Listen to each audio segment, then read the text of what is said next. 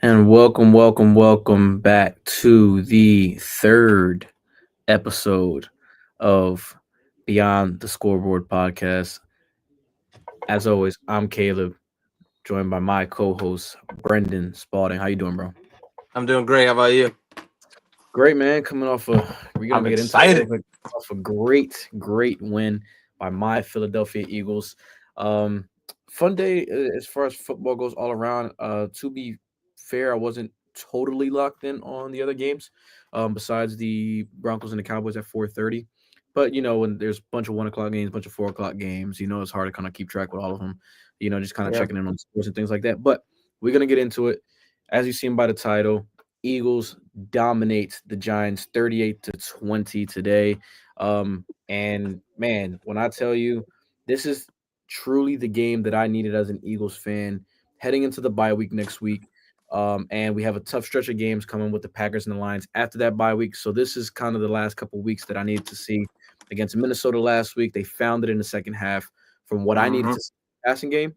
And considering AJ Brown was out, obviously, everybody in Philly, I don't know if you were up to date with that. Everybody in Philly was like, yo, we need to get this run game going. You know what I mean? We had like it's so off brand for the Phillies to not be one of the top five teams in rushing. You know what I mean? Nah, you're right. Let alone when you have Saquon Barkley, who just coming off a 2,000 yards season. But hmm today that was not an issue. Saquon Barkley ran for 14 carries, 150 yards, 2 touchdowns, one of them being receiving. Tank Bigsby added another 9 carries for 104 yards, and as a He total, was 200. ridiculous, by the way. Yeah, He was just busting them off. yeah. 276 yards rushing as a team today. Yeah. And Jalen Hurts was 15 for 20, 179 yards through the air, 4 touchdowns, no picks, and a passer rating of 141.5. Um, Back-to-back passer ratings of 140 plus for my guy. But we're going to start off with the running game. Obviously, I don't want to take credit away from what Saquon did today and what Bigsby did. I think you got to give those guys a ton of credit because, like I said, this is what we wanted to see, man. This is what we needed to see. If the Eagles are going to go back to the Super Bowl this year or even make a run at it, I think there has to be a balance. There just has to be. You know what I mean? I Yeah. don't think that we are the team that it can consistently every single week drop back Jalen Hurts 35 to 40 times and just think you're going to be successful with that. I think there has to That's be a true. balance. And but I do think that Jalen Hurts was extremely efficient today, with only not completing 5 passes today. And yeah, he did have maybe I think it was averaging about 6-7 yards per attempt on his throws. Uh-huh. Besides the one long throw to Jahan Dotson for the touchdown. Yeah, with the Um, 40 yarder. Then didn't he have a the 26 yarder too, 40-yarder, right? he had a 26-yarder to no, it was 26-yard pass to Devontae. It wasn't a touchdown though. He had a couple short touchdowns. I forgot what they were, but they were red zone Two touchdowns. to Goddard. Two to Goddard Goddard in had the a red 6 zone. yard one and like an 8 yard one, right? Yep. And then the 40-yarder, 40 and then yarder. Yep. That was yep, in the fourth. yep. And in the beginning, what was the last one? The last one was the Dawson one. I'm kind of slipping my mind, right? It's whatever. It wasn't a throwing it out, airing it out type of game, and we were running Right. so much. You know what I mean? We were getting to the red zone, and kind of surprised me that the run game wasn't really effective in the red zone, and also they really weren't calling run plays in the red zone to begin with, unless they were short yardage to get a first down. But once we got inside from goal to go, it was passing to Goddard, and and I like what he did. Jalen Hurts did not put the ball in harm's way again. He did not. He doesn't do that.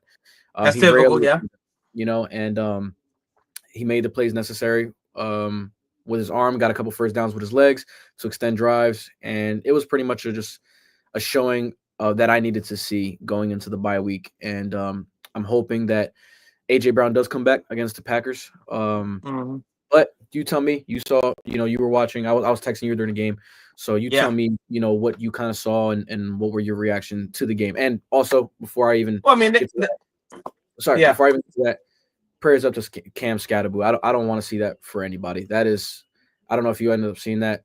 Prayers up to him, man. He snapped his ankle, and it was he's looks like he's gonna be done for the year. And I'm hoping that it comes back, that he can be able to come back before the end of the season. But praise up to him. You never want to see that, especially for a kid who's had the season he's had, overtaking that number one running back spot and being pretty much a 1-2 punch with him and Dart. And that was giving the Giants fans something to look forward to. Never want to see that. But Your Right. reaction to the game? Yeah. Yep. Well, I mean, first play of the game. 65. But look, okay, here's the thing though. He was supposed to go the whole other way. Yeah. And they let him cut back all the way across the field. I don't know what the safety was doing. Terrible angle. He literally just stood there. Oh, awful. And then once Saquon gets running, I miss wraps.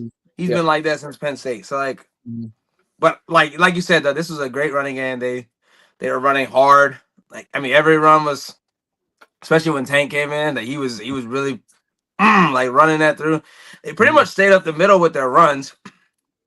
So not really like a ton of like tricky runs or anything. It was just pretty much read zone read, not zone reads. They're running off tackle and through the gut. Like it's pretty simple. So it just seemed like the Giants, lacked any kind of fire, especially on the defensive line. And then Tank and Saquon, they made it a concerted effort to like, we're gonna run it down your throat, and there's nothing you can do about it. So I thought that was impressive.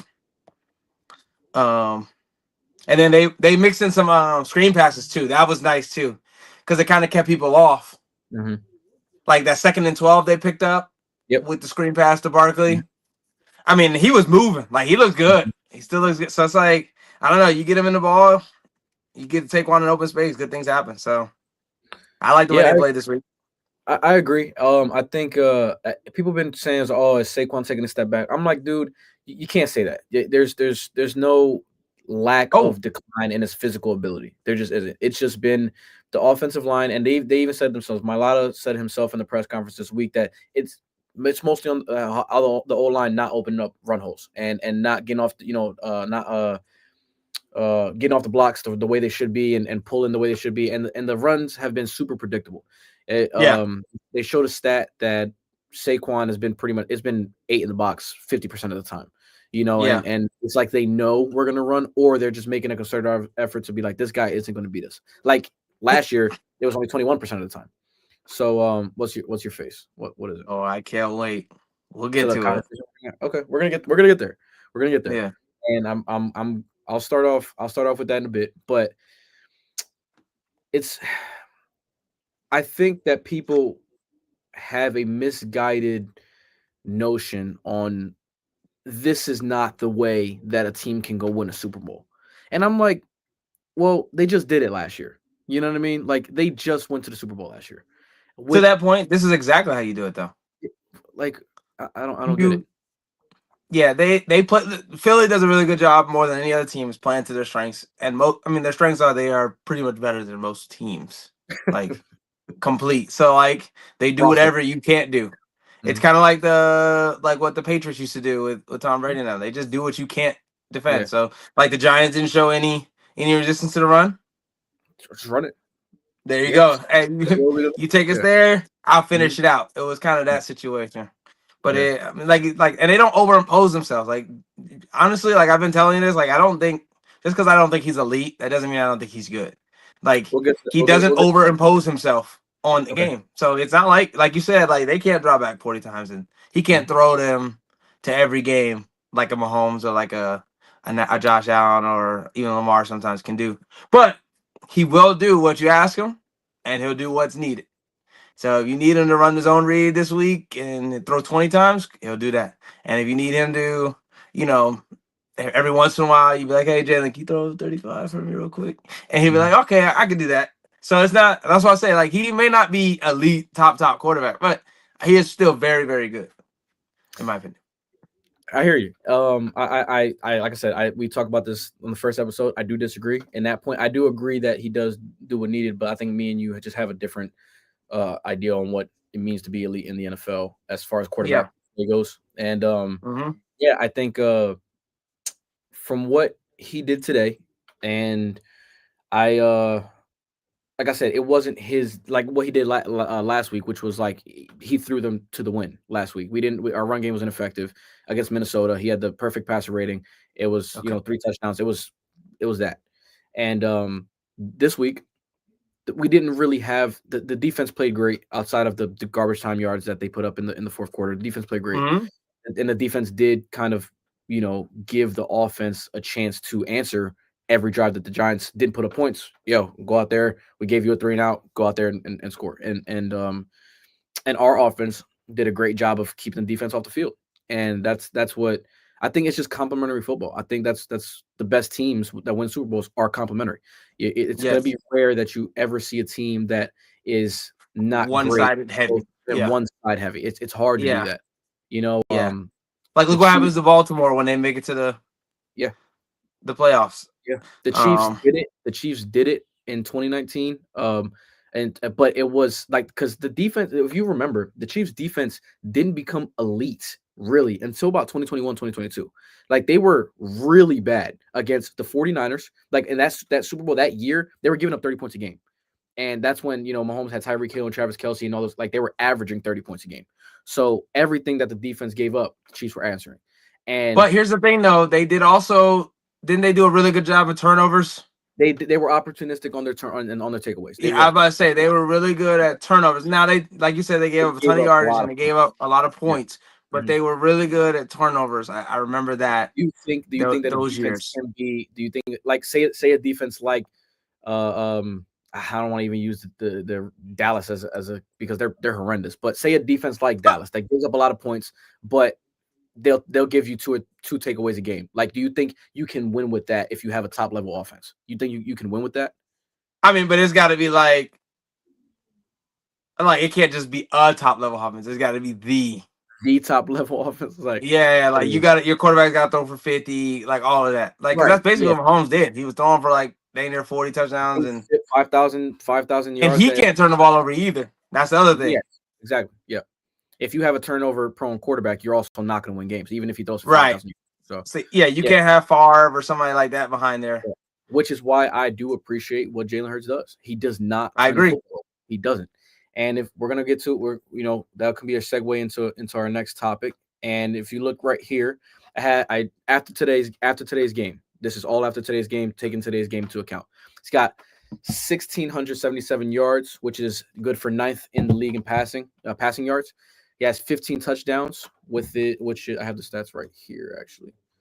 15 touchdowns which is 5th in passing touchdowns. He's 5th in completion percentage with 70.2%, which, obviously you're probably going to say it's because he doesn't really throw the ball down the field that much. He's also 1st in touchdown to interception ratio because he has 15 touchdowns, 20 total touchdowns and 1 pick. And he's 3rd in quarterback rating. So that's all the stuff. He's not 3rd. Yeah, I'm taking all of this into account after today. This is all after today from what the quarterbacks played. Some quarterbacks are on bye week, so obviously you got to take that into account. Matthew Stafford didn't play today. I think Justin Herbert played on Thursday. So this is, this is all taking today's game into account. It'll change again after guys like Mahomes and these guys play tomorrow. Wait, are you sure though? Because I have him in 9th with 67. No. I'm talking about 3rd in passer rating. Sorry, passer rating is what I meant. Oh, passer rating. Okay. QBR he's 9th. Yes, QBR he's 9th. Oh, okay. Yeah. Okay. That's my mistake. And no problem. And this is what I'm gonna say.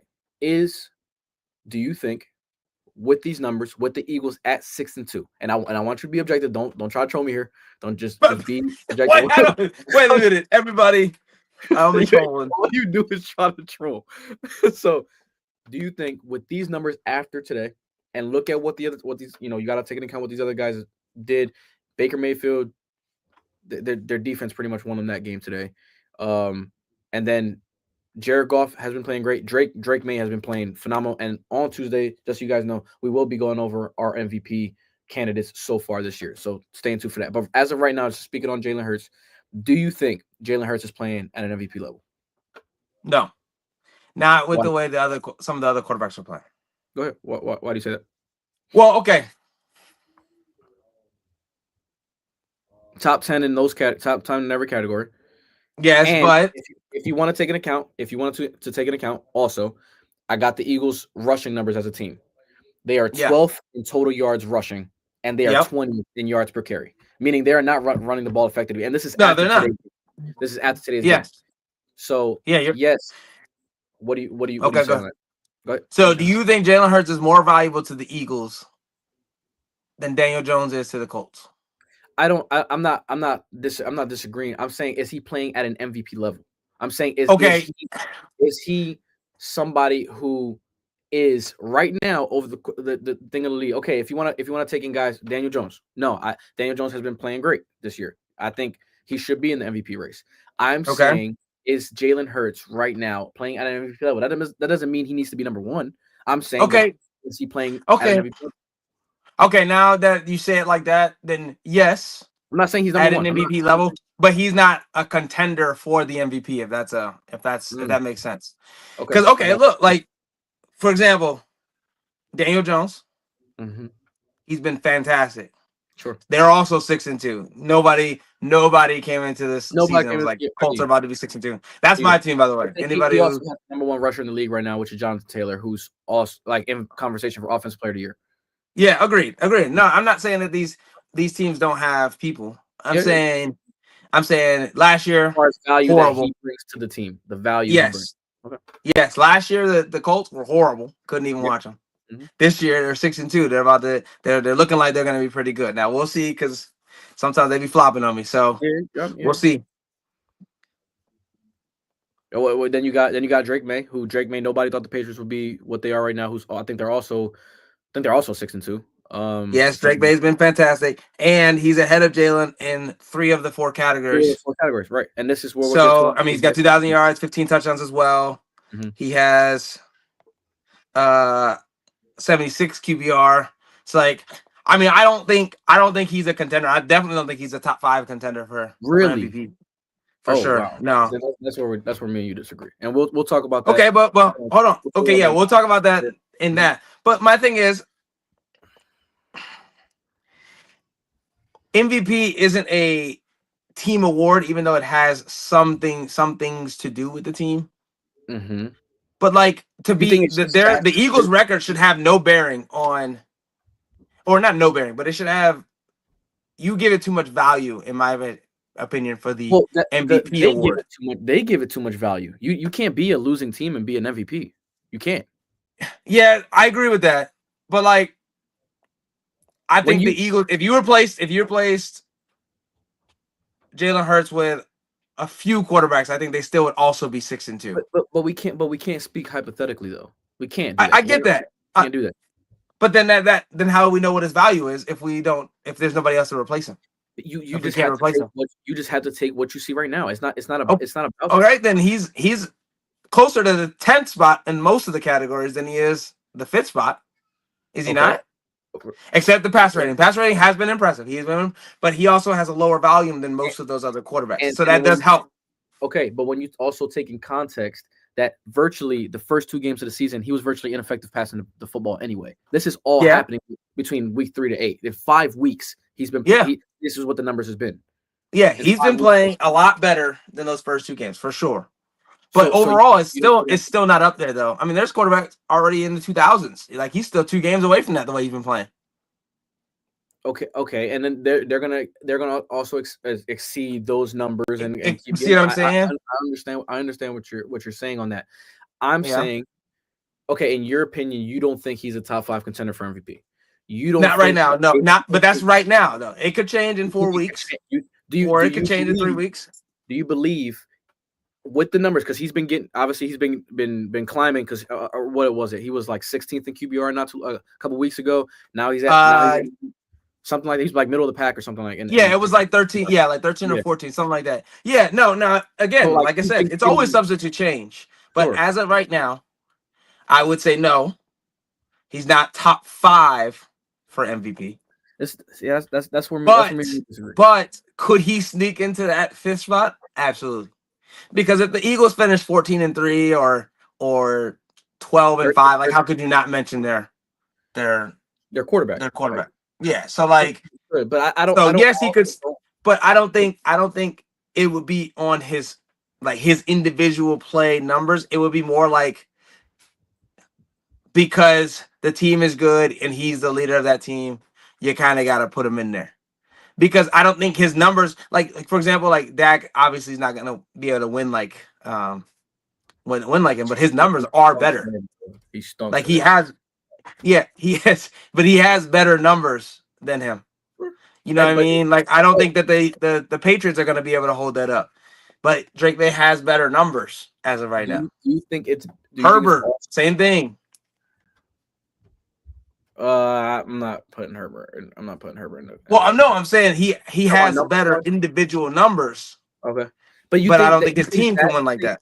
You think that's the be all end all of what the MVP is?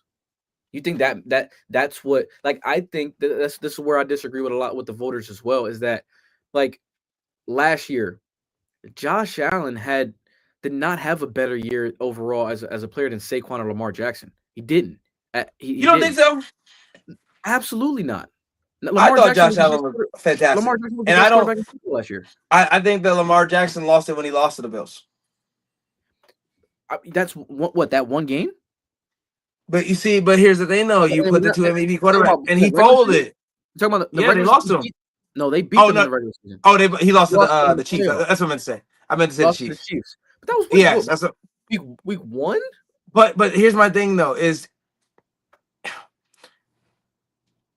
it was a pattern that was established of, like, losing those big games, and then to come in and do that right away. That's what that hurt him. Then it's like Josh Allen. Then Josh Allen. I mean, no one. Like I said, it's hard to say with the Bills like that. You were like, yeah, they're about to be XYZ, and except if he plays like this, and he played like that. You know what I mean? That's why it's hard. It's see, there's need to be a certain criteria to the MVP. I agree. And they need to make it very, very it's got to be straight. Yes. Yeah. Because they have way too much variance. Like for example, and this is a simple example. Derrick Rose and LeBron. Like, obviously LeBron's the better player, but Derrick Rose was better for the Bulls that year in 2011. So it's hard because no sport really has come up with this is the MVP criteria. You give it to the best player in the league. It's not that. It's like there's some narratives behind it, how you feel about the person. Like it's just it's tough to really, but the way I judge MVP is like statistical dominance first, then I go to team play. Because I think that it has to be like your numbers have to reflect the outcomes. You know what I mean? So like Brock Purdy, I like Brock Purdy. I like him. I know he's not one of the best. I know he's probably, a mid quarterback, but I like him. But like he can go 13-4 and do minimal stuff.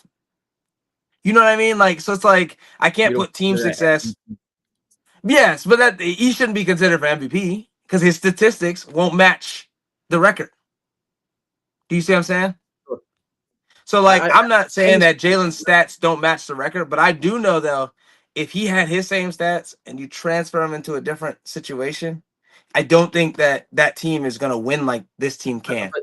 And that sucks for him because it does hurt him having a really good team around him.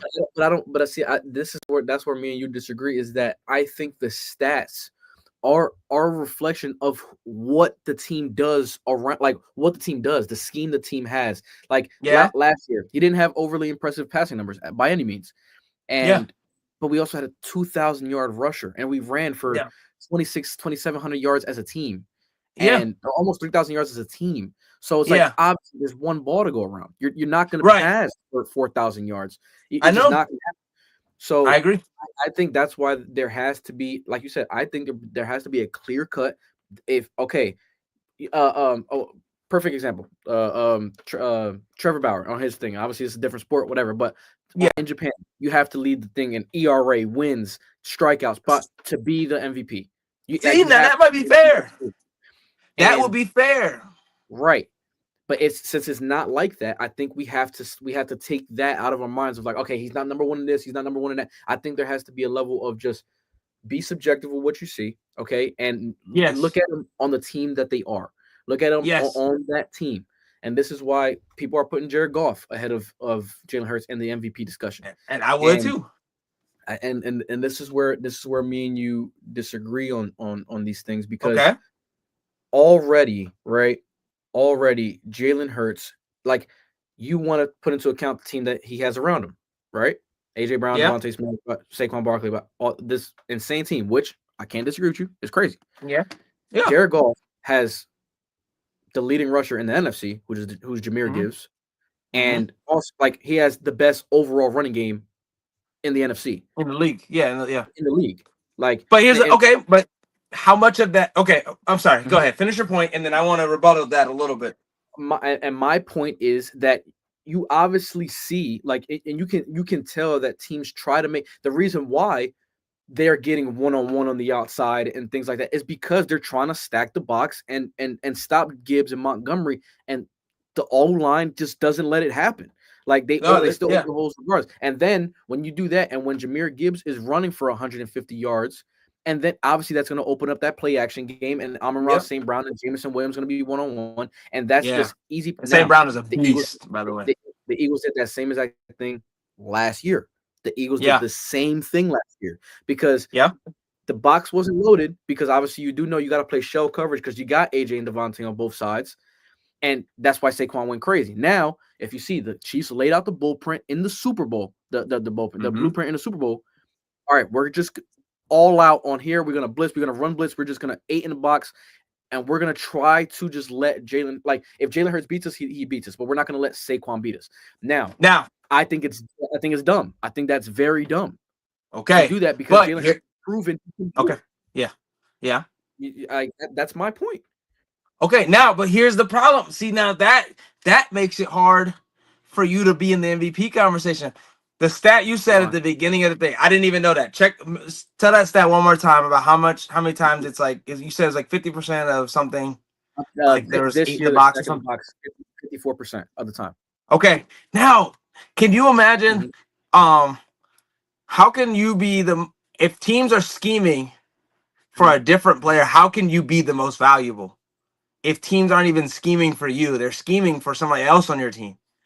You know what I mean? Like that'd be like if the Heat showed up to the thing and was like, "Oh yeah, we're gonna scheme for Dwayne Wade and let LeBron do his thing." Not like you can't do that.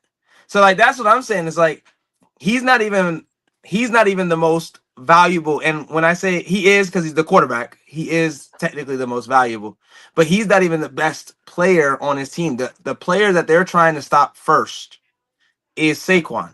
So if you're already like an afterthought, how can you be in the conversation for MVP? Like when Gibbs is running, Gibbs and them are being able to run because they, How do you say that with Jared Goff? Then when their scheme is we're going to stop. We'd have to. I don't know the stats on that, but 54. If you're saying 54% of the time they have 8 in the box, that makes it really easy to pass. It should, and he's still not even putting up like gaudy pass numbers, even with the box stacked like that. And they're playing a run heavy defense.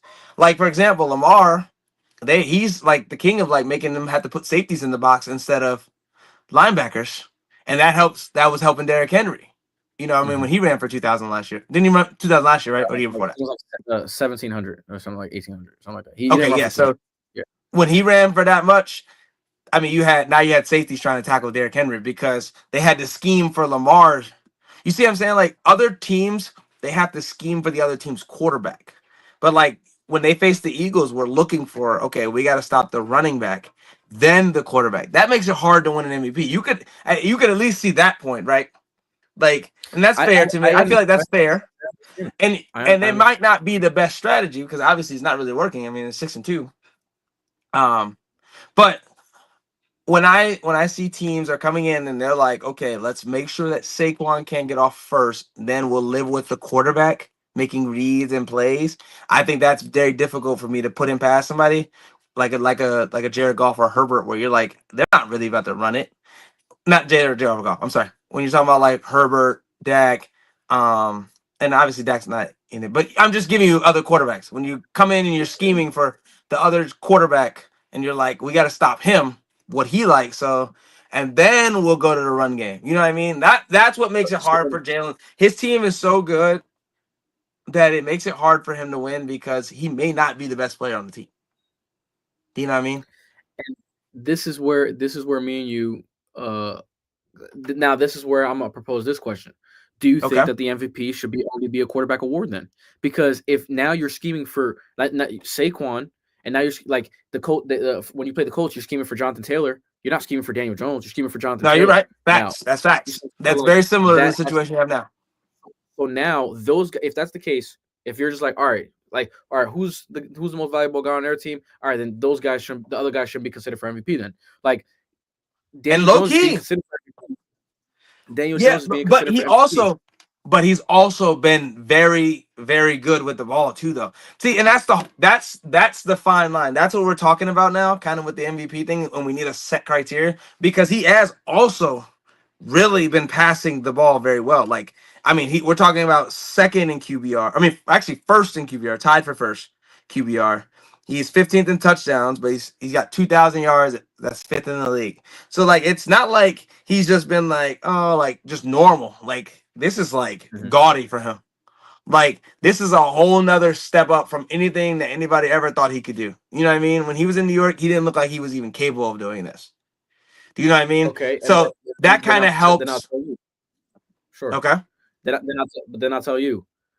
Obviously, they don't look at this, but this is why I try to add context to everything. Is that Mm-hmm. look at the coach he has, same as that coach Jalen Hurts had in 2022 when Yep. he had And his 22. MVP when he had his Yep. MVP Yep. season. Yep. It's He like, does. so I think, and also scheme 100% matters. I think it matters when it comes to these things. And when you look at Kevin Petula, I will give him. I've trashed him over the last few weeks. I give him credit. Over the past 2 weeks, he has opened up the playbook by putting Jalen Hurts under center more and making the offense less predictable. And I think that's extremely beneficial to what Jalen Hurts does well, which is, yes, the Eagles are going to lean on that run game and that big offensive line. And then Mm-hmm. once that run game opens up, that they're going to have to bring those guys down in the box. And that's what's going to open up these passes for Smitty, for Devontae, for AJ, for Dotson. Like it's all, like I said, it's all complimentary football. But then the Yes. quarterback being the most valuable player on the team and knowing that he doesn't put the ball in harm's way. He just That's doesn't. true. He's not gonna lose you the game. He is not. No, That's you're one right. thing he won't do is lose the game. He's gonna make all the throws necessary in that specific game, even if it's one or two throws at the end of the game in the fourth quarter. He's gonna put those throws on the money for you to win the game. I think that has to be taken into account. I just do. Okay. And I don't think that that's an unfair assessment. I just think the weight you put on it may be too much. He is a complimentary player, but a really high level of that. You know what I mean? It's not. Again, I keep saying this, but it's like very important to me that it's not that I'm saying he's not good. He's very good.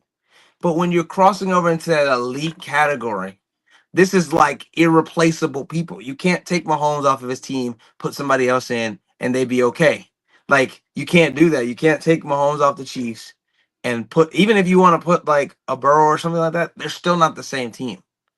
Like, and I wholeheartedly believe that because like You believe that? I believe that because I believe that Mahomes is probably the second or third best quarterback we've seen already, like of all time, already. I'm not even disagreeing that point. I'm not at all. I Okay, don't disagree so there. like But, yeah. I don't think that Burrow comes in and it looks like the second or third best quarterback ever. But You think so? You think he? like if he came into the See league now, with but Tyreek again, and you got to Travis re-scheme Kelce, it. Well, you got to re-scheme it then. but Andy Reid is one of the best at adjusting to whoever his quarterback is. 100%. I can't Right. deny that, and he can make a quarterback look really, really good. That may Right. not So be like already done it for Donovan already McNabb. Not Donovan. Donovan already McNabb's elite good, but talent like Joe Burrow, he comes into a Yeah? scheme with Andy Reid. I think you don't lose much there. I mean, you I don't know I though, really but don't. it's still Patrick Mahomes' like ability. He's yeah, you're right. But it's I get not it. just that; it's also the physical. Like his actual arm is just better. Okay. It like he's Right. probably the only person that can actually throw it. Like Tyreek Hill's probably really learning that right now. That Mahomes is Yeah. probably the only person Yeah. in the league currently, besides maybe Cam Ward. But I mean, obviously he's not the same I processor. mean, Josh Allen. Josh Allen could do it too. Yeah, but again, not the same. I don't think he's Yeah, as good of a processor either. But he oh, has I the don't. arm to do it. I But don't he has the disagree. arm to do it though. You're right about that. Yeah. But that's probably the only person that he could really like connect with like that to Mhm. where they can just do whatever. You know what I mean? Like the Yeah, one 'cause ball when he you threw do in the look Super back, Bowl. yeah, when you look back, man, that they were getting 200 yards in the first like half for fun. Like That's for what I'm fun. saying. Like That's what I'm yeah. saying. That's what I'm saying. So like Mahomes took it to a whole nother level, but that's what I'm saying. Like, you can't just replace that. But let's say, But a guy not being to that level of Mahomes, I don't think Mhm. diminishes the value that he has for his team. I don't. who's value to whose team? I'm saying I'm saying if you take a quarter, like you're saying, it's like, oh, like if you take out Mahomes, it's not the same thing. And I'm not disagreeing with you by any means. Okay. I'm saying that you saying that I don't think diminishes the value of Jalen Hurts for his team. I don't, and I don't But think I I think really that don't. I think I have a better chance of replacing Jalen Hurts and getting similar results with a similar style quarterback than trying to replace Patrick Mahomes, even with an elite quarterback, even with Joe Burrow. Because I'm then you're asking Joe Burrow every week to go, because this is virtually when they weren't running the ball at all. Like, this is like Yeah, they couldn't Mahomes run the throwing ball. Yeah, 40 a yeah, game. yeah. So like, Mhm. to ask him to do that week in, week out, week in, week out, maybe he could do it. I'm not saying that he couldn't. He isn't also an elite quarterback. But like, you're asking him to do something that we've never seen before. Like 40, he was throwing the ball like 40 times a game. Probably on average Mhm. like 32, 33. But like, that's kind of crazy. And then running like 13. Like, Mhm. that's gonna be hard to replace. But like with Jalen, like, and don't worry so much about the name, but like Brock Purdy does kind of that similar thing for San Fran, where it's like, okay, I need you to throw this amount of times this week, and then next week you might not throw at all. I, And he has a similar I, kind of style of team where it was defense heavy. They have a very, very good running back that they're preparing for with CMC, Mhm. and then obviously also the run game with the wide receiver. What's his Debo. name? Debo. Yeah, Debo Samuel. Yeah. They were also using him as a running style running back too. So like, it's kind of a similar situation. That's somewhere where Jalen also would fit. But like, I mean, I'm sorry, Brock could also do the same thing that Jalen does now, and he's also This is taking where that team to he's taking that team to the Super Bowl too. So we can't act like they didn't go to the Super Bowl, yeah, and they this probably would where have beat. Okay, go ahead. this is where me and you disagree. This is where we disagree with this. Is that Mm-hmm. when you look at a guy, okay, like oh yeah, similar team around him. Like I think San Francisco is the only team that you could be like, oh, this guy has literally everything around him Exactly. that Yeah. is like Yep. Yep. Yep. so if you want to use Brock Purdy as the comparison, all right, that team did get to the Super Bowl. He went to the Super Bowl with San Francisco. One My thing, overall, real quick. but I'm not saying that they're on the same level. Brock Purdy mm-hmm, is a level below. mm-hmm, Level below Jalen Hurts. Like, it's not like they're like right neck and neck. No, no, no, no. sure. That wasn't the point of what I was saying. The point of what I was saying is a really good team can make a mid quarterback have good team success. And I Now, don't when you add disagree. a very good quarterback to a really good team, then that's what Jalen Hurts is. He's taking that to the next level, where like Right. they're perennial people like this. Like the San Fran needs everything to be right. They have to have CMC. They have to have Debo. They all have to be available. Like, you can't have Mhm. one. You can't be missing one piece. Like, Jalen can make up for one missing piece, like he did this week with AJ Brown. Without AJ Brown, he made up for that piece missing. Brock Purdy Mhm. doesn't have that kind of talent where he could just be like, "Oh, Debo's not playing. Oh, I'll take care of it." No, it's not that. So that's that. Just making sure that those levels are separate. Like, they're not Yeah, and close. that's what I was gonna get Okay. to. That's what I was gonna get to Okay. because I was thinking that you were saying is like they're like they're there, like Yeah. they're No. there. No. Okay, as long as we agree on that, because Yeah. this No. is I don't that's think what so. separates me, Jalen Hurts, from a lot of quarterbacks in the NFL is Yes. that Yes. you put that stuff around Jared Goff. And yes, I don't Mm-hmm. think that the Lions are as good overall as the Eagles, but I think he has a Mm-hmm. very, very good team. He does. You're They were right. the number You're one correct. seed last year, 15-2, and lost to the Yep. 7 seed Commanders, got spanked, and Jared Goff was a reason because he threw 2 picks. Like Yeah. that's He's bad. what Jared Hurts won't do. And That's the in thing a that. situation where Yes. it's a situation where the Detroit Lions defense wasn't really good, and especially Yeah. in the playoffs because they were hurt. So what does the quarterback need to do? Not put you in a position to Yeah. lose the game. He needs to go up another level and Which really is be why safe. to me Which Jalen is Hurts is over yes. Jared Yes. because of the fact that okay, my defense is gonna give up this many points. I know for a fact I'm gonna keep their offense off the field because we're gonna Yep. run the ball. I'm gonna make the Mm-hmm. throws on third down to extend the Mm-hmm. drives, and we're at Mm-hmm. least gonna put up 3 points every single drive, at least And at the very and minimum. and I don't disagree with your point. I really Mhm. don't. I really don't disagree with your point. That is the but that doesn't make you elite. That, like I said, that just puts you in that very good category where he's very good. Like he understands he's not gonna overimpose himself. Like I keep saying, he's not gonna overimpose himself. So you'll never have to worry about Jalen being like, you know what, I gotta make this play. Let me just air it out wherever it goes. It goes. Like you'll never see that, right? Like remember that? Oh, remember the game that Golf and Mahomes played, and they both scored like One 50. of the best games I've ever That was seen. the craziest game I've ever seen. But like some of those throws, Jared Goff was just like, yeah, I just throw it, whatever. And sometimes it happened. And then remember he had the 2 picks, and that cost him in a game like that. That can cost you the game. And so I agree with you in that sense. Is part of being a really good quarterback is not turning the ball over, not putting it in harm's way, not giving the other team an opportunity, keeping the other team off the field, being smart enough to understand like, okay, this might not work. Let me just get rid of it, or let me slide or whatever, just the little things. He does all of that excellent. The little things, the little tush push thing, he's got all of that on level on excellent. It's just the overall game. He's not at that level, if that makes sense. Like part of also being a good quarterback is taking those risks. And being able to execute them though. And it looks bad when you don't.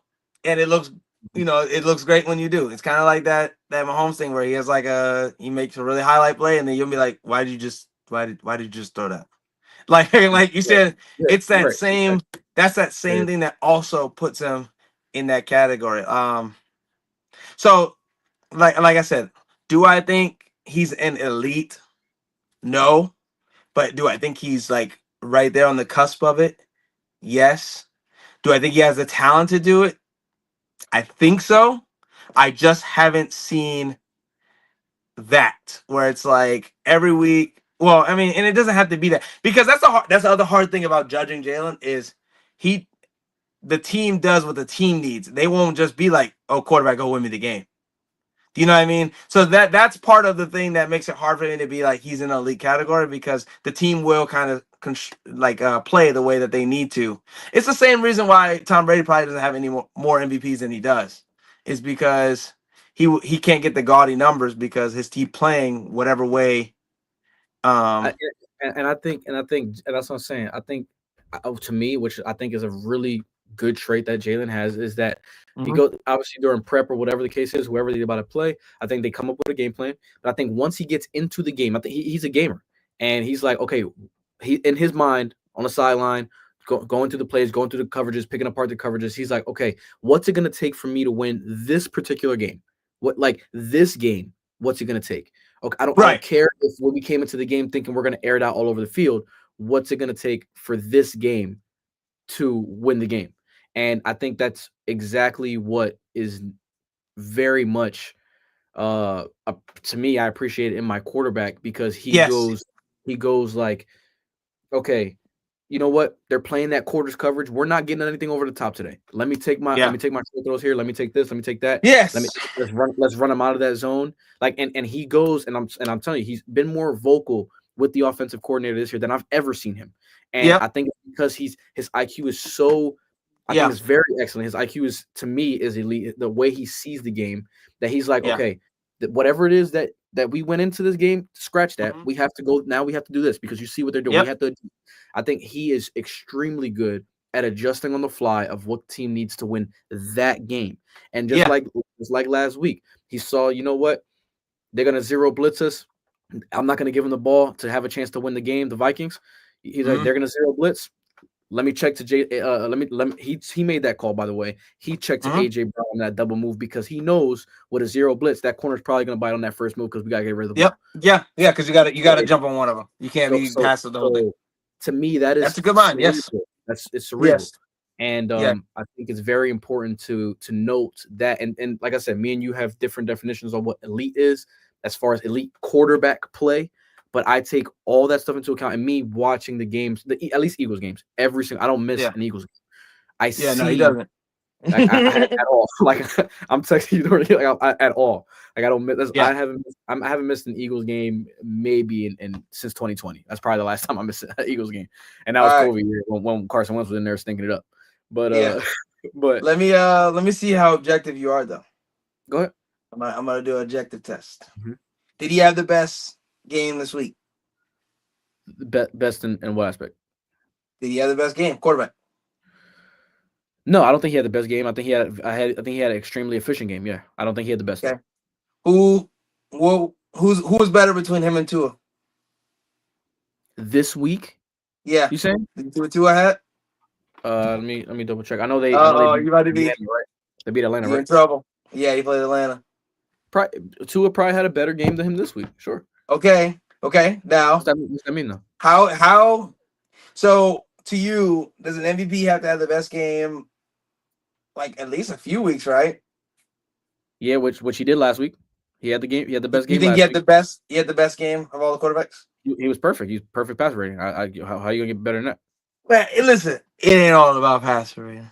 But he name me one quarterback. It's some about it. Some about it. He had a better game than him last week. But his. Well, I'm not saying that. I'm just saying some of it is.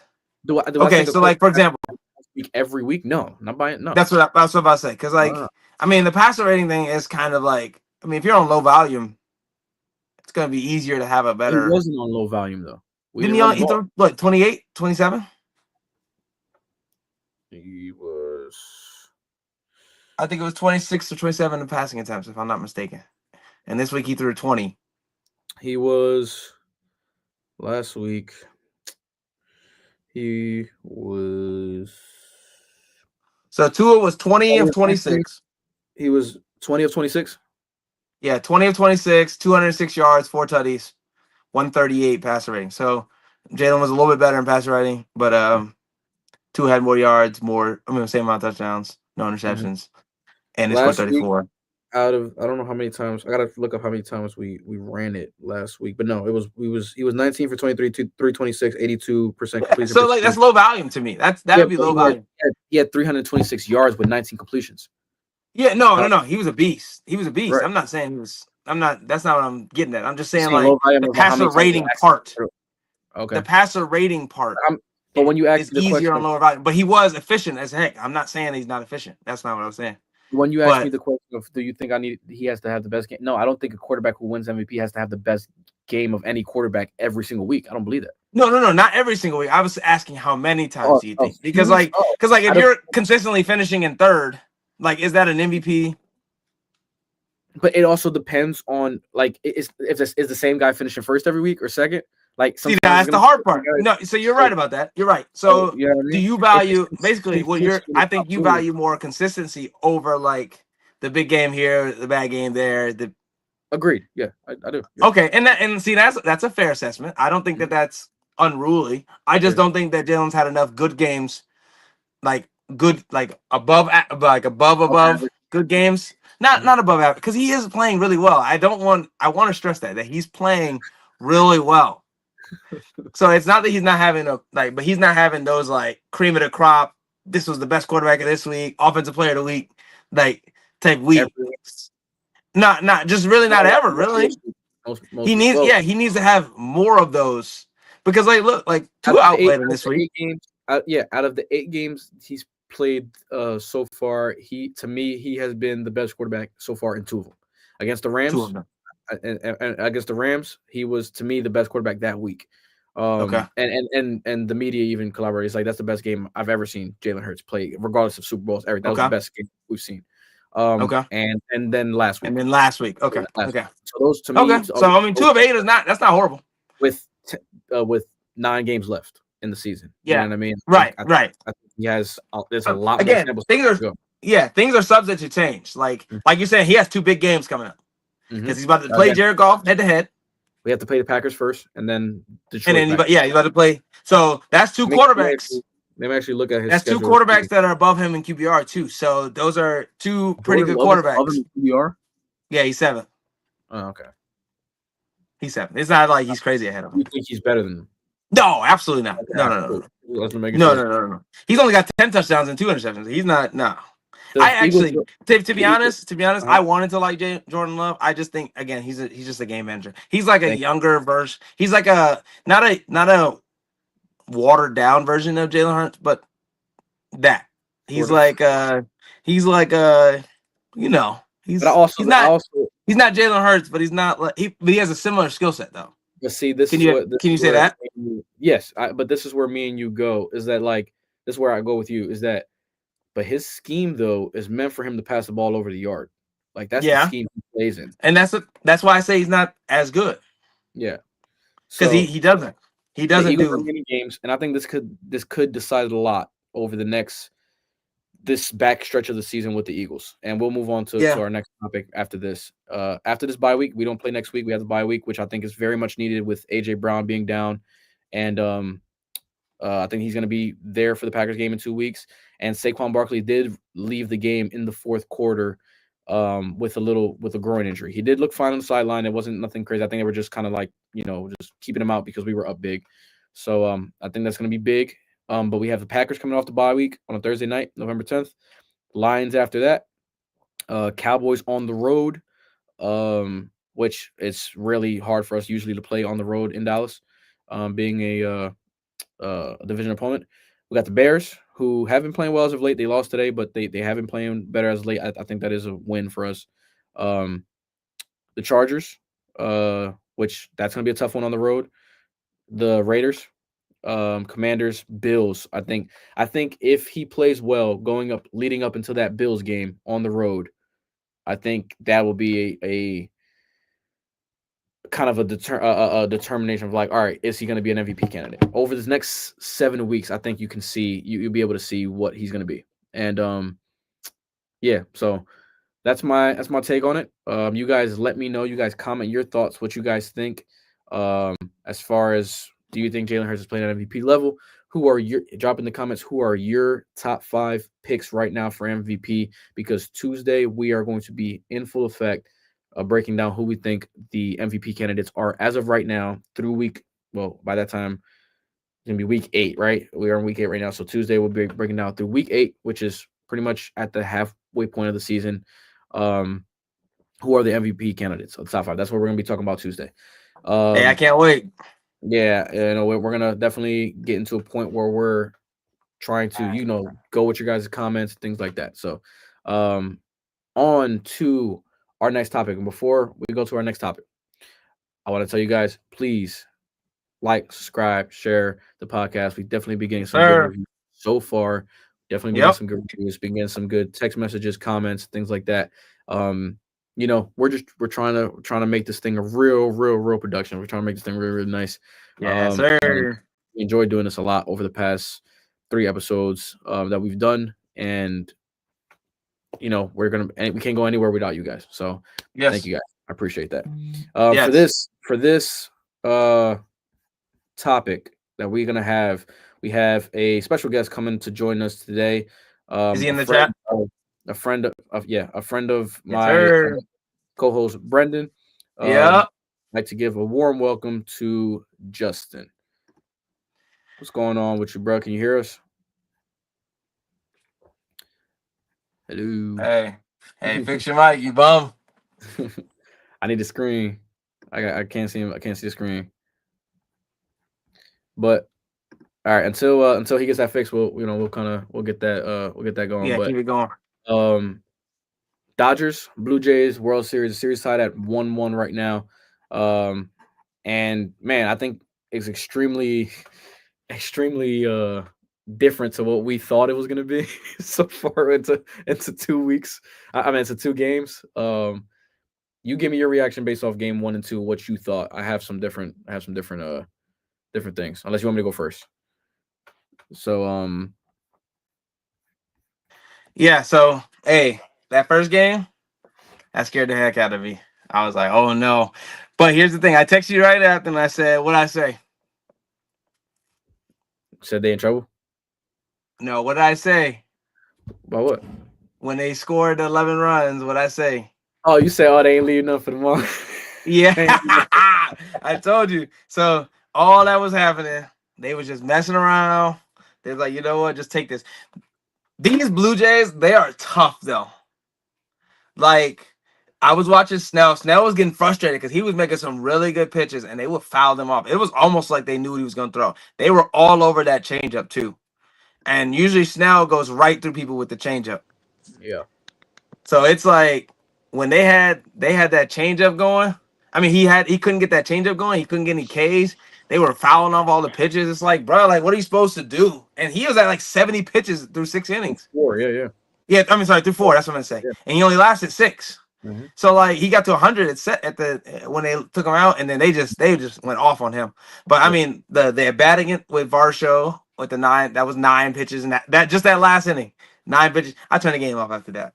When they put the bases loaded and no outs, I turned it off. I was like, you know what, y'all didn't come to play today, and so I was like, I had to eat that one. I was so sad that day because I just knew.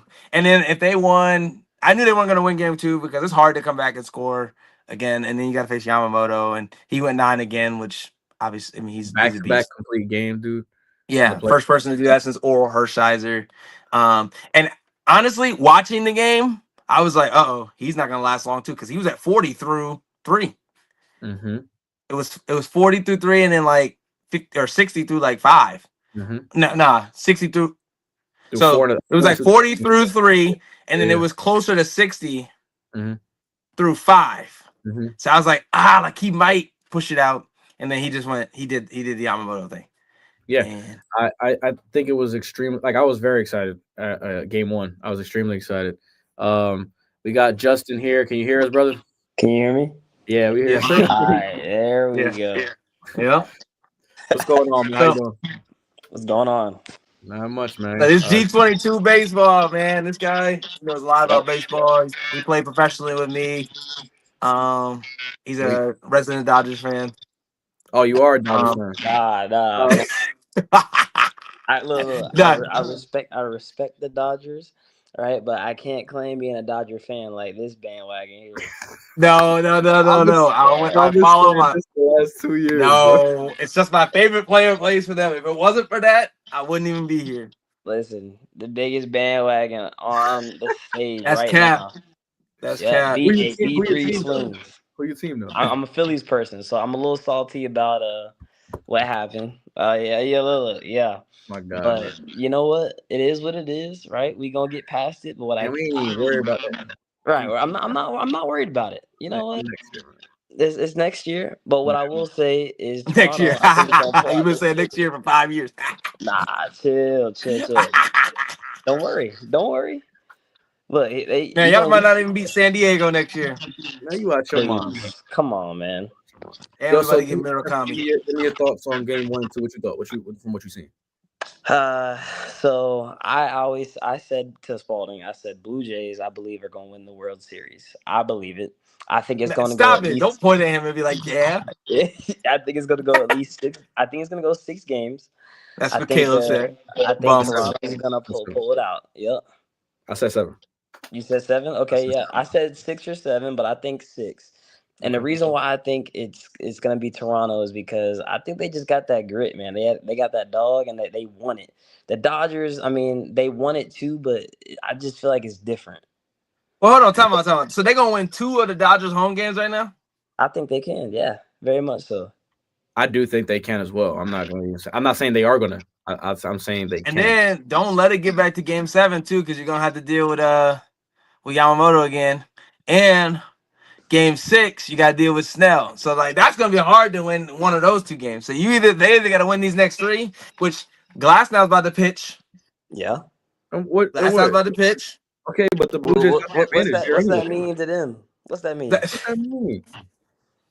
Man. If anything, the Blue Jays got the advantage there. No, they don't. Yes, they do.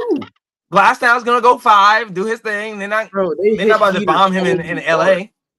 Bro, they hit heaters. All he does is throw fastball, curveball, and they hit the fastball. They're not. I don't. That doesn't matter. This is a different level. This guy's 6'7", 100-mile-an-hour fastball with the most vicious curveball in the game. Huh? You think Toronto cares about that? Yes, they do. No, they don't. They don't care not one bit, man. What they look like against Logan Gilbert? Listen. Man. You can have it. You can have it all Logan Gilbert's same pitch repertoire. Listen. You can have They cooked Kirby, right? Though. I'll give them that.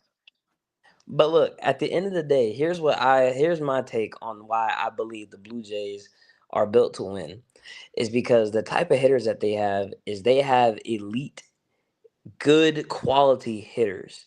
They're not selling out for a long ball. They're not just, up 1, 2, 3 strikes, you out. They're going to give you at least 5 or 6. They're going to give you a quality at bat every single time, and they're going to make the pitchers work. And when they get theirs, they did not miss. And that is what the Dodgers, they don't play. Well, how Yamamoto go 9 then?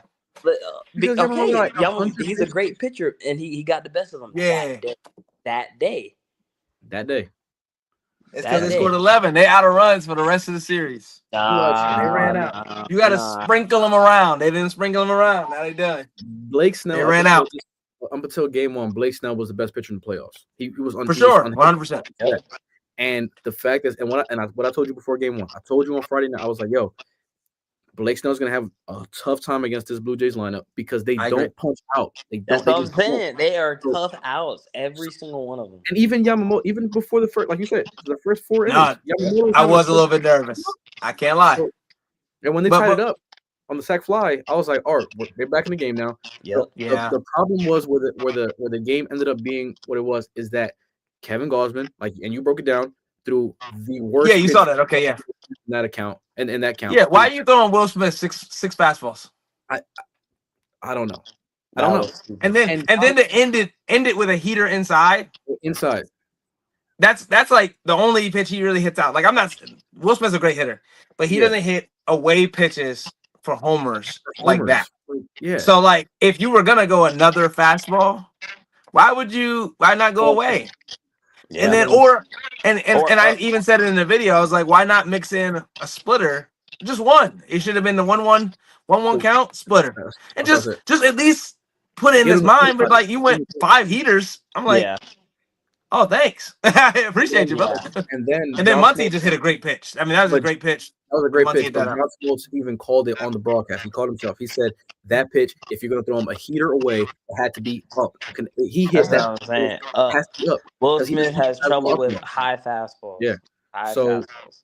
I think Kevin Gausman Kevin Gausman was phenomenal throughout up until that point. He was really, really good. And he got out of some trouble. He definitely was not locating early in the game, but he worked through some trouble, and I think he pitched really good. I think, to be honest, when you look at it, I think he might have been left in there a little too long. I think I agree. He should have went to Varland earlier. Now, it's not like you said. I think if he makes a good pitch to Will Smith, he gets him out in that situation. So I don't think. Well, the odds are definitely in your favor for sure.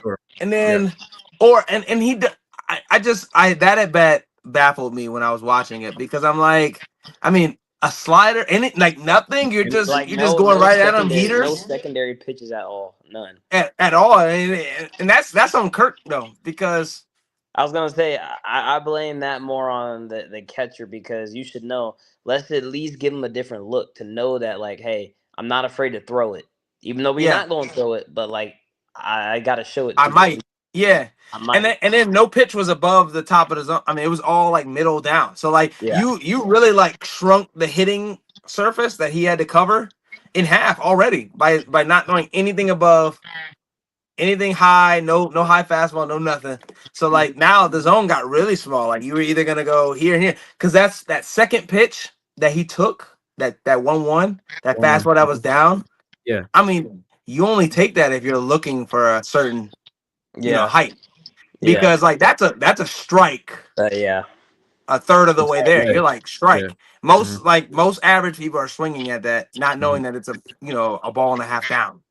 So he was really zeroed in on a certain spot. And as a catcher, he hadn't swung in 4 pitches. Yeah. He didn't even check swing. So to me, that's oh, he's on it. Either he's on it or he's looking for something. Yeah. And you don't know what he's looking for because he hasn't swung. You don't know. He didn't swing, so you don't know. And then, the first time he threw a fastball in the middle zone, what was he? He jumped on it. Now, he missed it, but he jumped on it. That would have been that should be the tell right there. Don't throw him out again. Yeah. Exactly. That 3-1 fastball he threw. He was he jumped on it. As soon as you threw it, that was the first swing of his at bat, and he jumped on it. Why are you throwing him another fastball again? And it's not like Gausman has this 98, 99 fastball. I mean, he's 94. It's a good fastball, but it's not overbearing. So and then why throw him? I don't understand on the 3-2 pitch why you're not going to your best pitch in that situation, which is the splitter. Doesn't make any sense. Yes, Yeah. Doesn't make I any sense. agree. I mean, you would. If I mean, he's gonna hit something obviously out, knowing he needs to hit my A pitch out. If he's gonna hit something, he's gonna hit my best pitch. Yeah. obviously knowing what happened, we can be like, okay, why don't why not? But Yeah, but the sequence of that was I terrible. would rather walk him on my best pitch Yeah. than give him an opportunity on the 6th fastball that I've thrown him. Yeah. Do you see what I'm saying? Yeah. It's not that I'm not looking at this from hindsight. I'm like, if I throw 6 fastballs to a really good hitter, I expect him to hit one of them out. Right. And that's any hitter. Like that could have been Shohei, that could have been Mookie, that could have been Max Muncy. You give any elite big leaguer 6 fastballs, they're not gonna miss every single one of them. And you could give an average player 6 straight fastballs, and they Yeah. They're not gonna miss all 6 of them. Because look also where he hit it. I mean, right down the line. Like I'm talking about right down the line, second deck, no doubter. So to me, like he was fully on time because like that's a marginal pitch because it was a good spot. Like, it was a really good spot. It was right in the shadow realm. Probably was It a might have been ball. ball. Yeah. It was right in the shadow realm, right on the corner. So it wasn't like it was a bad pitch, but he was so well timed to that pitch that it wouldn't have mattered where you put Where it it was. because of how many he had saw. That was like machine. Mhm. That was like putting the ball in the machine and saying, "Hey, can you hit it or not?" I think he gave himself such a margin, such a small margin for error in that with that pitch because of the fact that if, like you said, if you're going to throw him a heater, I think it has to be on the lower third quadrant, all the way on the black down. Right. Even if it was up, since he was timed up on a fastball, he's probably hitting that on the first base line for a double anyway. So third base line timed up on that heater. So giving yourself only one spot to go to and you miss on the spot that you probably shouldn't have thrown it anyway. Right. It was and then look how that like jump started the Dodgers after that. Because then Muncy hit the home run later that inning. And then they scored 2 more runs. So it's like you kind of and like you said though, honestly looking at it, like when I'm thinking about it, it's like maybe Gossman went one inning longer than he should have. He should have probably never saw Muncy. Yeah, he was already 3 times around the order, and it's like, all right, Gossman isn't a guy that I would go 3 times in the order anyway. It's just that's even more of why the sequence of events is terrible because you're 3 times through and you throw 6 straight fastballs. Yeah, right. What?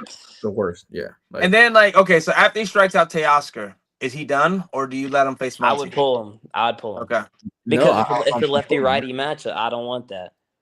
Barlin was coming in, so he's right-handed too, right? Coming in, but I feel more confident. It's a different look with Barlin. It's a different look, and it's overpowering stuff with that 99 to 100 mile heat. Yes, so and he throws a little lower, doesn't he? He throws it like a little shot, so like maybe just that little bit throws him off a little.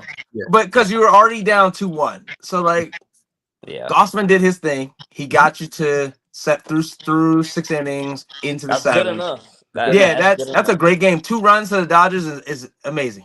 And he was in some situations early. And I think, right, exactly. He worked through some work. And I think that completely changes the dynamic of the offense for the Blue Jays of like, all right, we're only down 2-1 right now. And they can snap like this. Yeah. Now them extending the lead to 5-1 against a pitcher who gives you the hit. It's like tough. It's tough in that situation. You're like, all right, you're probably gonna have to move to game 3 at this point. And you only got 2 innings to do it, 6 outs. Yeah. So like that's like an extreme moment in MLB show. Like a 2-1 in the 9th. Like up if they get a chance in the 9th with 2-1, it's a completely different look than it is. Yeah, it just I agree. And you're at home. Exactly. Yeah, that would be another advantage. Actually, they would have 9 outs because it was top and 7. Going into game 3 now. You guys obviously the game 1 and 2 were complete polar opposites of what we saw. You know, like the Blue Jays just absolutely Addison Barger. I mean, they spanked them. I literally turned it off and it was still tied. And then game three now. Scherzer, as you guys see on the bottom, game 3 will be tomorrow, Monday, the 27th. Scherzer's going to be going for the Blue Jays, and Glass now, as we said, is going to be going for the Dodgers. 0.58 ERA. And you think they about to get 3 appearances? I think it's been so far. Yeah, you think they about to score 12? Hey, I'm not saying they're gonna score. Anything can happen in postseason, my brother. I ain't saying they're gonna score. Listen. Here's what's gonna happen. You know, Glass now's prone to walking guys, and the Blue Jays walk. They Yes, don't punch. They take this their is walk. true. But they ain't seen them like this all postseason, except Logan Gilbert. Man. Logan Gilbert and Kirby are very similar to So if they seem too Glass now. similar, That's what I'm Listen, saying. but I think. Glass now. Listen, I also think what people don't understand is I feel like they don't give the Mariners credit where credit is due. The Mariners is a solid squad, and they have good pitching. And it's you just said they had the best pitching, Brendan. I agree. I still think that. so I still the think fact that the Blue Jays can put up quality at bats, score those many runs in a series like that. What makes you think they can't do the same against the Dodgers? It's not that they can't. It's I don't think they will. Especially because Glass now has been amazing. Number one. Number two, he has, even though Logan Gilbert has plus stuff, I think this is plus plus. The location is not as good as Gilbert. That's what makes Gilbert a lot better than Glass now. Is Gilbert, they both have plus stuff, but Gilbert has he has plus command too. Whereas Glass now is like iffy. So you don't think that plays into the Blue Jays' hands? No, it does. Now that's the one problem, but I don't think he's gonna go long enough for them to figure it out and start hitting it. Because they got to get hits too. He's not gonna walk 4 in a row. Okay, fine. If that's what you say, okay. If they're not gonna see him that long, the Dodgers bullpen is the worst part of their team. I agree, but we're hoping that we can get 3.8 off Max Scherzer. If we get 3, because he's not the same Max Scherzer he was 5, 6, 8 years ago. Yeah. So he can be got. So we're not because okay, now do I think he's still good? Yes, obviously, but he can be got. We can get him up out of there. Because he's only throwing like 92, 93 nowadays, maybe a little bit 95 every here and there. So, and I mean, he's got the cutter and the sinker, so that's something to worry about. But he can be got. I think he'll get got before Glass now can get got. Then you got Bassett coming out, which I like Bassett. He's good, but he's you can hit him for home. Hey, I ain't gonna lie. He kind of plays into the Dodgers. He's mad. He be getting hit sometimes. He kind of plays into the Dodgers' hands because he doesn't have an overpowering fastball. He's a good fastball, but not an overpowering one. And so therefore they can get 4 or 5 solo shots if they need to, or they can run them. So it's like you guys are betting on their pitchers being very almost elite. If Max Scherzer holds them to 3 runs, I think they win the game. You think they win it? Okay, so you think they score less than? So you're So you're hoping 3 or less, and they win the game. But I mean, World Series games should be 3 or less. So if you're scoring 3, that's already and we're at home. Yeah, but I think that the Blue Jays. We're in Japan. I think that the Blue Jays are going to score 5 at least. We're in Tokyo, California, though. They're coming to Tokyo. It's a 16-hour flight. Tokyo, California. I think they're going to score more than 3 though. I think they're going to score at least 5 because I'm saying maybe not, maybe 1 or 2 against Glass now, but once they get to that bullpen, okay, there is no Vesia. Prayers up to Vesia, whatever he's got going on with his wife. I don't know if you guys saw that, but he's not on the roster. He's not pitching. No. Not on the roster. He's not pitching. He got something happened with him and his wife that it's pretty personal, but from what they said, it's bad. Okay. Prayers up to him. He's not pitching. They already seen Banda. So if Banda's gonna be the first one out, that's already advantage Blue Jays. Yeah. Blake Trinan, advantage Blue Jays. It just is. No, you're right. And then you got some advantage. You still got to hit. Sheehan they already seen him. He got smacked. So now every bullpen arm you throw out there, they've already touched up. So and seen once already. So what are they throwing out there after Scherzer that we should be scared of? But this is what I'm trying to tell you. Your offense has not been good the entire postseason, bro. So, but our bullpen has. So you're betting on them being bad. No, your bullpen has been good because the starters have been masking. Okay, perfect. What if they do it again? Happening. Why you say that? You don't think Glasnow's going 5? No, he's going 5. I think he'll be out of there. Glasnow parlay 4.5 innings.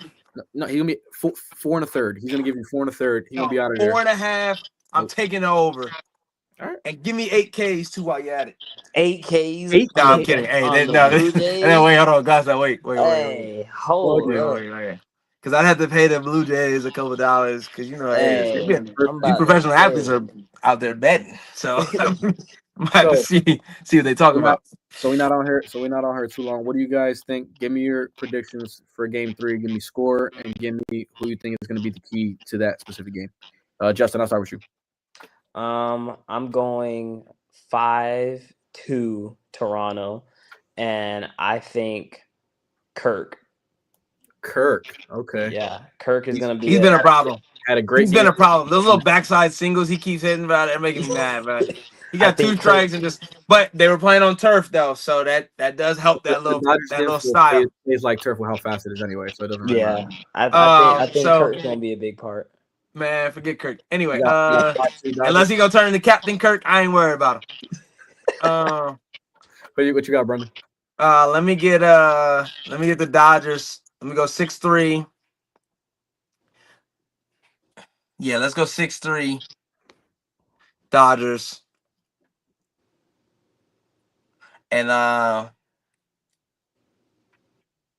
you can't even pick. Give me Pages. Give me Pages with a 2-run homer somewhere in there. Really? Now listen, see, here's the thing. Man, that .777 batting average ain't doing nothing. That's exactly why I think he's gonna be the guy. Him or Enrique, they're gonna take care of it.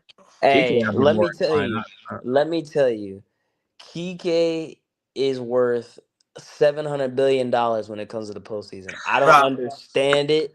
I don't know where it comes from. Bro, it's almost. I swear he'd be waterlogging it. This will be pissing me off. Me and Brendan talked about this on the other stream. We're like, bro, the playoffs just be random dudes. I don't. Randy years ago. I don't understand when it comes to playoffs. Like, where are these guys? They turn to superhumans. I don't. Bro, he definitely be sandbagging it sandbagging it. I'm telling you. Because why are you the GOAT in the postseason against the best pitching? With the best pitching. Like makes no sense. And then dude turns into Barry Bonds. My God! You said Pa has 2-run homer. Yeah, I got and you said 6-3. I got 6-3 the other way. I got Dodgers. Okay. I got Blue Jays 6. I got Dodgers 3, and I think Scherzer is gonna be really good. I think they'll score the 3 on Scherzer, but I think Scherzer's still gonna go 6. And Varland. I think he holds it down. And because he pitched there before too. I think they went. That's why I think they went with him. In this situation, because I mean, obviously he played for the Dodgers for a little bit, and I think so he's familiar with the area, the mound, the atmosphere. So that could be nice. I think the player of the game, this game, I think this is where you're gonna see Vladdy's biggest game is gonna be this game. I believe so. I think Game 2, Yamamoto just had him. Like it was like Vladdy was making him work, but bro, like it was a couple pitches that. He was just perfect. Like it was nothing Vladdy could do with him. And that was only his 3rd strikeout of the postseason. Right. But Glass now plays right into what Vladdy likes to do, which is hit heaters. And the thing is with Vladdy, which is what I love so much about Vladdy, is he doesn't need to cheat to anything. He can go deep anywhere over the yard. So even if he gets beat with a fastball, he doesn't mind taking his double to the right center gap. You're right. So I think that's killed to leaves that thing hanging. That's gonna be in the bullpen in left field. So I think Vladdy's gonna have a big. Give me a 3-run homer. I think it's gonna be a 3-run homer. 3-run. Okay. And he's gonna put who the first 2 getting on. Who the first 2 getting on? Man, my boy Springer, man. Hey, he's been good. Springer, good. Give me Springer and Nathan Lukes. Springer Dinger. Hey, that's another one. Do you think that $500 million postseason? Springer, bro. Springer's a goat. Man. Do you think that Glasnow in any way was tipping pitches? Because it really did feel like they were just like on that changeup. Glasnow or Snell, you mean? I'm sorry. I was about to say Snell. Do you think there was any indication? Because they were on that changeup. Like that's hard to do. I think that would have been a big talking point the next day. Because guys be picking up on that pretty quick, like the media and stuff. And I didn't hear any of that on MLB Central or whatever. Like so, I think, or I'm MLB Network. Sorry. Maybe Will Smith was whispering something. He got parlays out there. Yeah, it wasn't like Snell was making good pitches on that changeup. Like he was leaving it up. So it was you leave a changeup up to good hitters. That's gonna happen. But it wasn't like they were hitting him though. Crazy. It was the fact that it was like he couldn't get strike. He only gave up the 2 runs and then he walked the bases loaded the last inning. Or no, he didn't walk it. He gave up 1 single. He walked 2 gave up the single. Yeah, but Varsho hit the homer on the changeup. Yeah, like, but I mean that was in the third inning. Left it up. Like it wasn't even. Yeah. You know what I mean? But it's also I mean, I go. I think they weren't just on the changeup. They were on everything he was throwing. Yeah. They were. And he and like I said, with Blake Snell, he has overpowering stuff with that heater up and in that he throws that gets guys off the plate. Well, here's another thing when it comes to those type of pitchers like Yamamoto and like Snell, and why they're so hard to hit is because they do tunnel very well. Like a lot of their pitches look very similar. Like that fastball cutter combination for Snell, that's disgusting. Mm-hmm. It's disgusting. Yep. And then throw that curveball in there too. And you throw that curveball in there right on top of that. I mean, you can't. It's hard to hit that. And then he was spamming changeups too. Yamamoto. I mean, you got splitter, fastball, cutter. He's got a slider too. It's like he got 4 fastballs. Yeah, like there's just too many combinations. He added a 2-seam this year too. It's crazy. It's crazy. I think we'll wrap this up with this. Justin, we've already talked about Brendan, has your World Series MVP pick changed yet or no? Who'd I have, Teoscar? You had Teoscar as your man. He's buns. Give me Will Smith. Will Smith. I ain't gonna lie. Teoscar carried y'all to the World Series. I know he got us there. He got y'all there. That's all. That's really all that matters. He's like, hey, I'm done. I need somebody else to do something. Yeah, give me Jorge Soler or something. This is what I was gonna say. Like I picked Springer, but the looks of it, it's probably gonna be like Dalton Varsho or Addison Barger, one of them two dudes. Nah, it's someone you least expect. Schneider, man, it's gonna be Schneider. David Schneider. Schneider is crazy. Yeah, I'm still sticking with my pick. Justin, who's your World Series pick? I might go with my boy Kirk. I think Kirk, or I think, like you said, I think Vladdy gonna catch fire again. I think there's not gonna be too many people that's gonna keep him down long, and I think he's gonna come back. He's a beast. He's a beast, bro. Yeah, I've been telling Brendan for the last 3 years. He's my favorite player. To me, I've been trying to tell people he is a top 5 hitter in the game, and they're just showing it without a doubt. You know what I mean? 100%. Without a doubt. Think about it. Yeah. He's had a struggling year, and he's still batted 300 this year. Still hit 300. Like it's just sometimes his power is inconsistent, but everything else he's pretty consistent. Like his contact rates and stuff like that. He's not a huge strikeout guy. He's really just like his dad. Yeah. Like honestly, just like they hit everything. You can throw it anywhere, and they hit everything. Now that some of that means they sacrifice some of their power. Mm-hmm. Which I don't think he really cares about, because he's still right. Because like he still hit 23 this year. So like even at that, you're still in the 20s, but you're also giving me production with what other hits you're getting. You're still slugging with doubles and 100 RBIs. You can pencil them in. Yeah. And then this is what I think about Vladdy as well, is that he's like, okay, like kind of like how the conversation we had similar to Jalen Hurts, and it's a different kind of, obviously it's a different sport, but that MVP caliber year he had in 2021 that he was battling Shohei, he still hit 323 and he hit 45 homers. Like he can do it. He can sure do it. And I honestly thought he should have been MVP, by the way. He should. He was playing Gold Glove defense too. Yeah, Gold Glove defense at first. I think it's just because of the insanity that we see with Shohei I think they're just like, as long as he is pitching, they're gonna give it to him. Yeah, I know. That was the last year he pitched, right? That 2021 was the last year he was like full on from start to finish. Yeah, because 22 he got hurt. He didn't pitch. Mm-hmm. He pitched a few and got hurt and just hit. Yeah. 23, did he hit? Did he just hit? 3, I think he started way. He just hit. I think he just hit. Like I think he. And then 24 he just hit, right? Yeah. So he really hasn't pitched since his first year back throwing. But he also had a 50-50 year last year. So like they're gonna. Right. You know what I mean? So, but so. Hey man, we can wrap that up right there. Yeah. Justin, I appreciate you for coming on, man. Definitely got. Of course, thanks for having me. Hey, he's scared to come back after the Blue Jays win. These guys, you gonna come on? Hey, fly Eagles fly. You know the drill. Yeah. Cry Eagles cry. Where can they find you? Where can they find you, Justin? Oh, you can find me at G22 Baseball on Instagram. Follow that. Mm-hmm. Yep. Yeah, definitely. And Facebook. Bro looks like he knows what he's doing. So, Brendan, where can they find you, bro? B3 Swing Training on YouTube, Instagram, TikTok, all that. So, and now we officially have the Instagram page up for the TikTok up for the podcast. Mm-hmm. At Beyond the Scoreboard 7 on Instagram and Beyond the Scoreboard out on TikTok. Follow, like, share, subscribe, comment down below what you guys think we should talk about. We're gonna be back here on Tuesday, discussing different topics, NBA topics probably that day. Definitely gonna go over again our MVP picks for the NFL season so far, what we think. But any breaking news happen, we'll get on stream real quick and talk about that. Yes, sir.